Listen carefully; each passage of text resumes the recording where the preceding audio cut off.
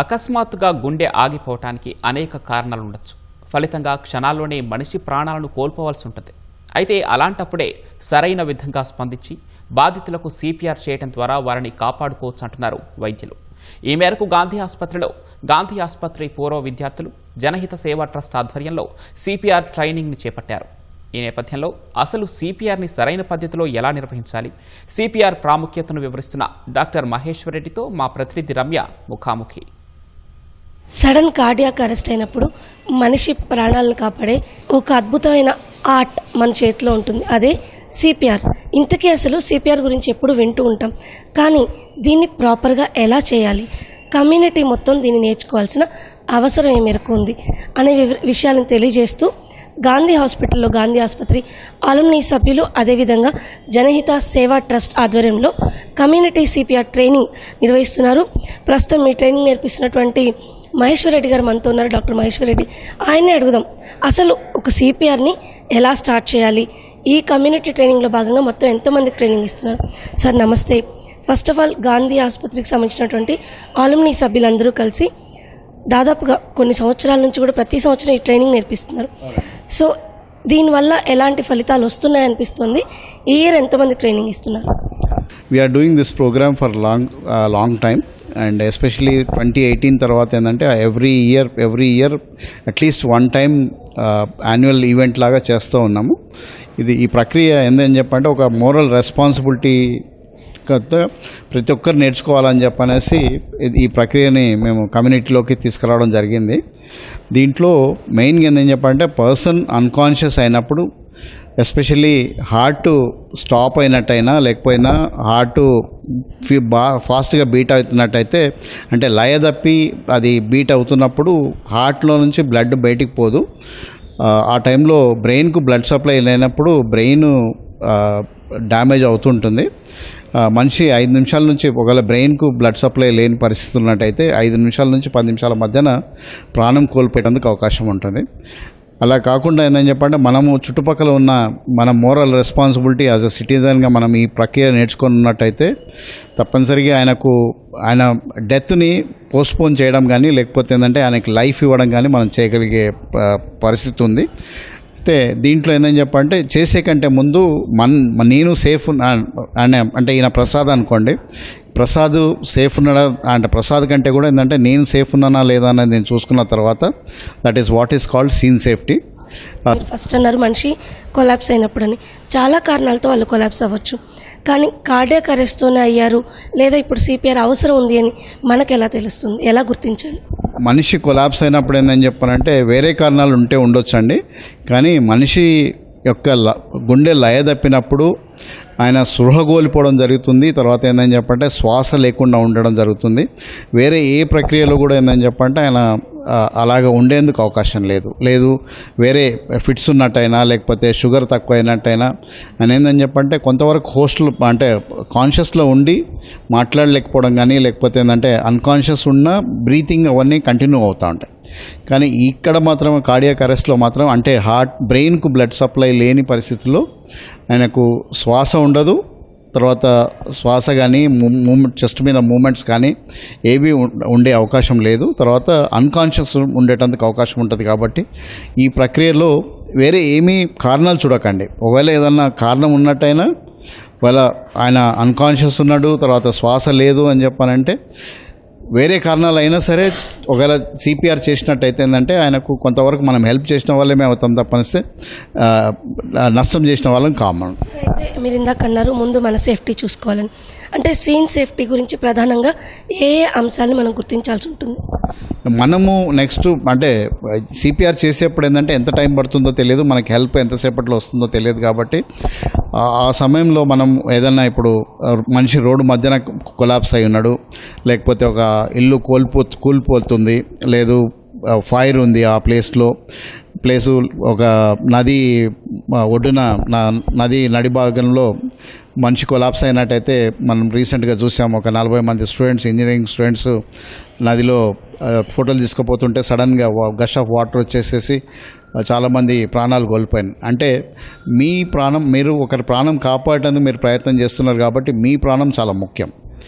అటువంటి సిచ్యువేషన్ ఉంది కాబట్టి ఏంటంటే మీరు మీ ప్రాణం సేఫ్గా ఉందా లేదా చూసుకున్న తర్వాత నెక్స్ట్ పర్సన్కి మీరు హెల్ప్ చేయడానికి ట్రై చేస్తున్నారు. అందుకని దాన్ని సీన్ సేఫ్టీ అంటున్నాం. కాబట్టి అది చూసుకున్న తర్వాత ఆయన షోల్డర్ మీద ట్యాప్ చేస్తూ అంటే నేను ఆయన ప్రసాద్ అని చెప్పాను, Prasad are you all right అని చెప్పనేసి ఒక 2 times 3 times చేయాలి. ఇక్కడ ఫేస్ మీద కానీ ఎక్కడ టచ్ చేయొద్దు, ఓన్లీ షోల్డర్ మీదనే టచ్ చేస్తూ ఆయన కాన్షియస్ ఏమన్నా ఉన్నాడా లేదా, లేకపోతే ఏంటని చెప్పంటే ఛాతి మీద ఏమైనా మూమెంట్స్ ఉన్నాయా లేదా ఒకసారి చూసుకున్న తర్వాత ఇమీడియట్గా ఏంటంటే చుట్టుపక్కల నాకు ఇప్పుడు శ్రీదేవి గారు ఉన్నారు, శ్రీదేవి గారు please call 108 and then or 112 and us get the help please అని చెప్పేసేస్తే ఆమె ఏం చేస్తుందని చెప్పంటే ఆమె ఫోన్ తీసుకొని ఆమె 108 కానీ 112 కానీ కాల్ చేసి అంటే అంబులెన్స్ని ఎర్లీగా మూమెంట్ స్టార్ట్ అయ్యేలాగా ఆమె ప్రయత్నం చేస్తారు. మరి ప్లస్ మీద నుంచి ఏంటని చెప్పంటే ఉన్న టెక్నాలజీ తోటి ఇప్పుడున్న సెల్ ఫోన్ నుంచి ఎక్కడైతే సిగ్నల్స్ వస్తున్నాయో ఆ సిగ్నల్స్ లొకేషన్కు అంబులెన్స్ని డిస్పాచ్ చేసేందుకు అవకాశం ఉంటుంది. అంతలోపల ఆమె అలాగ ఫోన్ చేస్తూ ఉంటారు. నేనేమో ఆ మనిషి ఛాతి మీద నా యొక్క చేతి యొక్క మడమ భాగం పెట్టేసేసి ఛాతి మధ్యన ఈ బ్రెస్ట్ బోన్ అని ఏదైతే అంటున్నామో ఈ బ్రెస్ట్ బోన్లో దీన్ని 2 పార్ట్గా చేసినట్టయితే ఈ కింది పోర్షన్లో మన చేయి పెట్టేసేసి మన హీల్ ఆఫ్ ద హ్యాండ్ అంటున్నాము, లేదని చెప్పంటే చేతి యొక్క మడమ భాగం అంటున్నాం. ఆ మడమ భాగాన్ని ఛాతి యొక్క మధ్యన పెట్టేసేసి అడల్ట్స్ అయితేనేమో 5 సెంటీమీటర్ల నుంచి 6 సెంటీమీటర్ల డెప్త్కు ప్రెస్ చేయాల్సి ఉంటుంది. చిల్డ్రన్ అయితేనేమో 5 సెంటీమీటర్లు ప్రెస్ చేయాల్సి ఉంటుంది. మరి చంటి పిల్లలు అయినట్టయితేనేమో 4 సెంటీమీటర్లు ప్రెస్ చేయాల్సిన అవసరం ఉంటుంది. కాబట్టి ఈ ప్రక్రియ ప్రతి ఒక్కరికి రావాలి. తర్వాత నిమిషానికి 100 నుంచి 120 మధ్యన టైమ్స్ ప్రెస్ చేసేలాగా చేయాల్సి ఉంటుంది. ఇలా టీవీలో చూసి చేయగలిగేలాగా మీరు ఒకసారి ఎక్కడ చేపెట్టాలి ఏంటి ఈ మ్యానిక్విన్ మీద ఒకసారి మాకు చూపిస్తారా? థ్యాంక్ యూ అండి. నేను నార్మల్గా అయితే ఏంటంటే పర్సన్ కొలాప్స్ అయినప్పుడు ఫ్లోర్ మీద కొలాప్స్ అవుతారు, అక్కడ చేయడం ఐడియల్ సిచ్యువేషన్. కానీ ఇక్కడ డెమాన్స్ట్రేషన్ పర్పస్ కొరకు నేను టేబుల్ మీద చేస్తున్నాను. కాబట్టి scene safe and immediately start doing the chest compressions. 1 2 3 4 5 6 7 8 9 10 11 12 13 14 15 16 17 18 19 20 21 22 23 24 25 26 27 28 29 30. Then ముక్కలాగా normal person మీద ఏందని చెప్పంటే ఒకవేళ మనం చెస్ట్ కంప్రెషన్ చేస్తూ శ్వాస కల్పించినట్టయితేనేమో 5 సైకిల్స్ అంటే 30 కంప్రెషన్స్ తర్వాత 2 బ్రెత్స్ ఇవ్వాల్సి ఉంటుంది. ముక్కు అలా క్లోజ్ చేసేసి మన పర్సన్ నోరు మీద పెట్టాలి. తర్వాత ఛాతీ లేచేలాగా ప్రెస్ చేయడం అన్నది ఇంపార్టెంట్. అలాగా 5 సైకిల్స్ చేయొచ్చు. ఒకవేళ ఏంటంటే మీరు ఏమాత్రమైన హెజిటేషన్ ఉంది, నా నోరు ఆ మనిషి నోరు మీద పెట్టడం ఎందుకు అని చెప్పని మీరు అనుకున్నట్టయితే శ్వాస కల్పించకుండా కంటిన్యూస్గా 30 లాగా 220 టైమ్స్ 2 నిమిషాల వరకు చేయాలి. తర్వాత శ్రీదేవి గారు టేక్ ఓవర్ చేస్తారు. నేను నా ఎగ్జాస్షన్ నుంచి రికవర్ అయిన తర్వాత మళ్ళీ నేను తీసుకుంటాను. అయితే మీరు ఇందాక అన్నారు భుజాల మీద మాత్రమే తట్టాలి, మొహం మీద తట్టకూడదు అని. దీనికి కారణం ఏంటి? జనరల్గా మనం పడిపోతే ఫేస్ మీద టచ్ చేసి అడుగుతాము, ఎందుకు కారణం?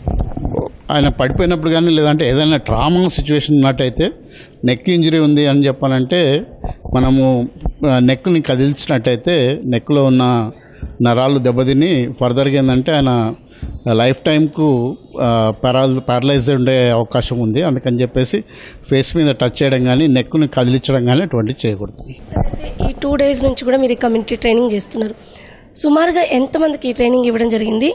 సొసైటీలో ప్రతి ఒక్కరికి కూడా ఇలాంటి బేసిక్ తెలియాల్సిన అవసరం ఏ మేరకు ఉందంటారు? నిన్న మేము స్టార్ట్ చేసామండి. దరిదాపు ఏందని చెప్పంటే more than 1600 people have got trained అండి ఎస్టర్డే. ఈరోజు వచ్చేసి ఇంకా ఇప్పటికే దరిదాపు ఏందని చెప్పంటే we might be achieving something like ఈ టైంకే మనం 100,000 దగ్గర చేస్తున్నట్టున్నాము. రెస్పాన్స్ ఈరోజు ఎక్కువ ఉంది. ఈరోజు మేము ఏంటంటే 2,000 to 3,000 దాకా మేము చేసేందుకు అవకాశం ఉంది. సో ఇది నిమిషానికి దాదాపు అంటే 110 నుంచి 120 వరకు కంప్రెషన్స్ ఇవ్వడం. అదేవిధంగా మన బరువుని షోల్డర్ నుంచి నేరుగా ఎవరైతే కొలాప్స్ అయినారో వాళ్ళ చెస్ట్ భాగం మీద పడేలాగా కంప్రెషన్స్ ఇవ్వడం ద్వారా సిపిఆర్ని కరెక్ట్ అయిన పద్ధతిలో నిర్వహించే అవకాశం ఉంటుంది. ఇలా ఒక క్రమ పద్ధతిలో సిపిఆర్ చేస్తే ఎవరైతే సడన్గా కార్డియాక్ అరెస్ట్ అయ్యి కొలాప్స్ అయ్యారో వాళ్ళని కాపాడే అవకాశం ఉంటుంది. అయితే కేవలం ఇలా సిపిఆర్ చేయడం మాత్రమే కాదు, వ్యక్తి కాన్షియస్లోకి వచ్చినా రాకపోయినా ఇమీడియట్గా ఎప్పుడైతే మీరు అంబులెన్స్కి కాల్ చేసి అంబులెన్స్లో తిరిగి వాళ్ళని హాస్పిటల్కి తప్పనిసరిగా పంపించి తర్వాత చికిత్స కూడా పూర్తి చేయాల్సిన అవసరం అయితే ఉంటుంది అని చెప్తున్నారు డాక్టర్లు. కెమెరా పర్సన్ చిరంజీవితో రమ్య, ఈటీవీ న్యూస్, హైదరాబాద్.